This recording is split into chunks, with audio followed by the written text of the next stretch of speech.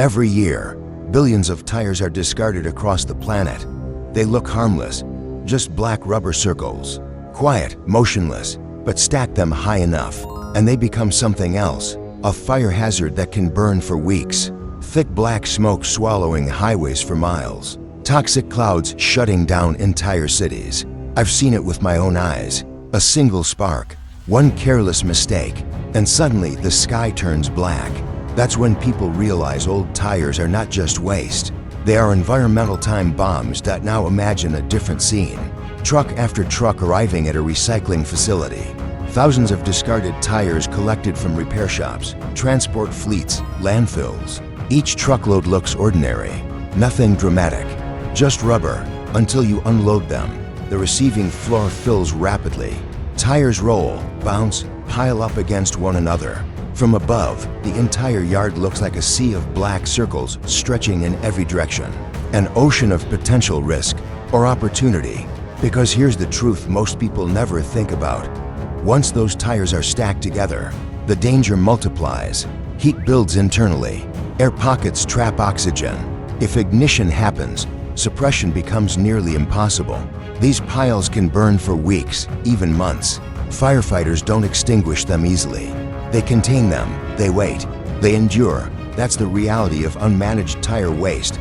But inside this facility, the story changes. Once those trucks cross the gate, the tires are no longer garbage. They become feedstock, inventory, industrial input. And what happens in the next few hours determines everything. Will they sit and decay? Or will they be broken down, separated, transformed into something valuable? This is the moment where risk turns into engineering, where a mountain of waste becomes a controlled system, where billions of discarded tires begin their second life.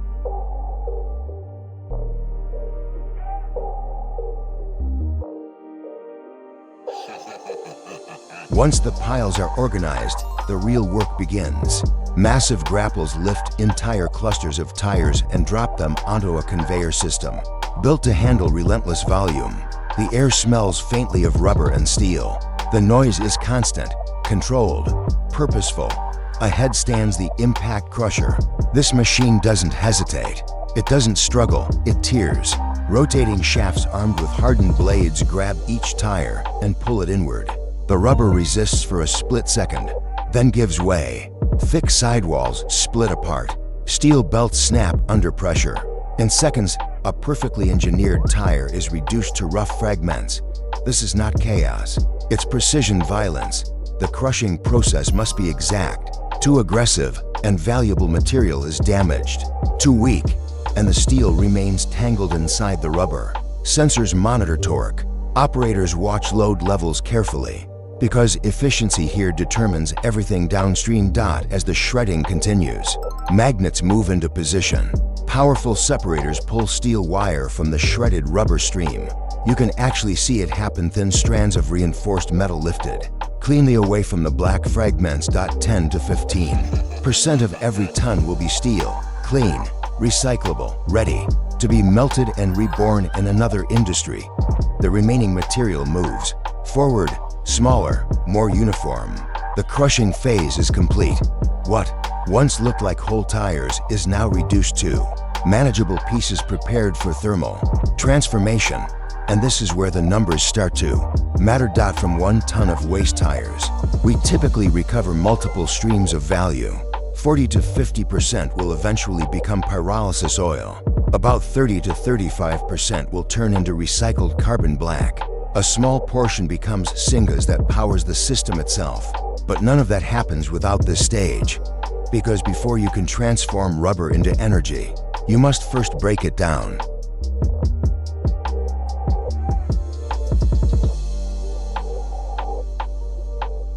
After crushing, the shredded rubber moves toward the heart of the facility, the reactor. This is where most people imagine flames and explosions. They expect chaos, but what happens here is far more controlled and far more powerful. The chamber is sealed tight. No oxygen, that's critical, because with oxygen, rubber burns. Without it, rubber transforms. The temperature climbs steadily -400 degrees Celsius, 500, sometimes approaching 600. Inside that steel vessel, the long molecular chains that once made the tire strong and flexible begin to break apart. Not violently, methodically. This process is called pyrolysis. Instead of open fire, we apply heat in a controlled, oxygen-free environment. The rubber doesn't ignite, it decomposes. Hydrocarbon vapors rise from the shredded material and travel through condensation systems, where they cool and turn into liquid, dark, thick, energy-dense. This is pyrolysis oil. From 1 ton of tires, roughly 40 to 50% becomes this oil. It can be refined, blended, or used in industrial heating systems. What once rolled across highways now fuels furnaces and heavy industry. But that's not the only output. As gas is separate, a portion remains non-condensable. That gas, syngas, is redirected back into the system. It helps power the reactor itself. A small percentage, but crucial. It reduces external fuel demand and improves overall efficiency. Inside the reactor, solid material remains, black, powder-like residue. This will become recycled carbon black. Around 30 to 35% of each ton ends here. No flames, no towering infernos, just heat, pressure, and chemistry working in disciplined silence. This is not destruction, it's controlled reinvention.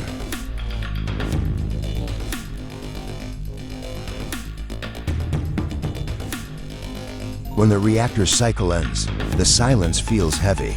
The transformation has already happened. What remains now is separation and precision. The solid residue left behind is not waste. It is recycled carbon black, fine, dark, lightweight. At first glance, it looks like simple soot, but in industrial terms, it holds serious value. Roughly 30 to 35% of every ton of waste tires ends here. This recovered carbon can be upgraded, milled, refined, and sold back into manufacturing. It strengthens rubber products. It reinforces plastics. It becomes pigment, filler, reinforcement material. What once gave strength to a tire can now strengthen something entirely new. Meanwhile, steel recovered earlier in the crushing stage is compacted and prepared for shipment. 10 to 15% of each ton becomes clean scrap metal. That steel will be melted, reformed, and returned to supply chains far removed from the tire industry. Construction beams, automotive parts, industrial components, nothing is random. Each stream is measured.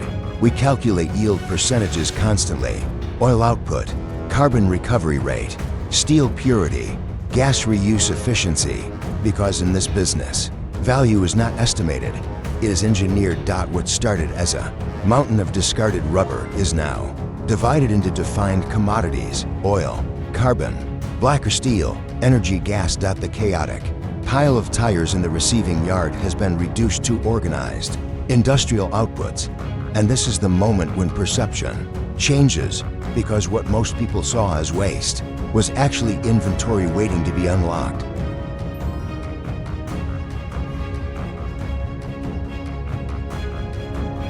Now step back for a moment. Imagine if this facility didn't exist. Imagine those truckloads never arrived here. No crushers, no reactors, no separation systems, just piles, growing higher, spreading wider.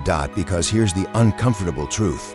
Billions of tires are discarded globally every year. If they are not processed, they don't simply disappear. They accumulate. And when tire piles grow large enough, they become unstable.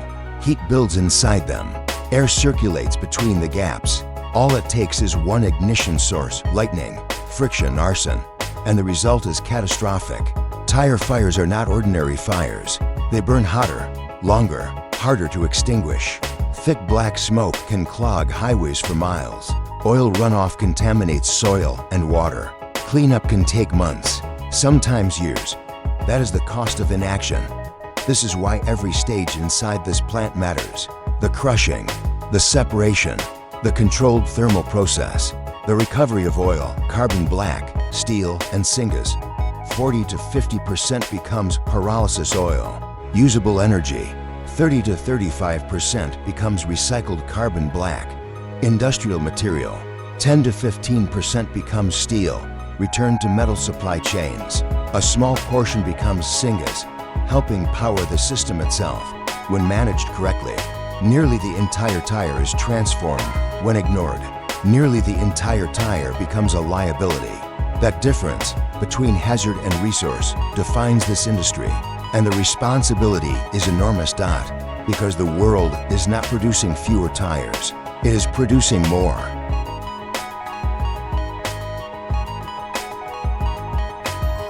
Stand at the end of the processing line and look back at where this journey began.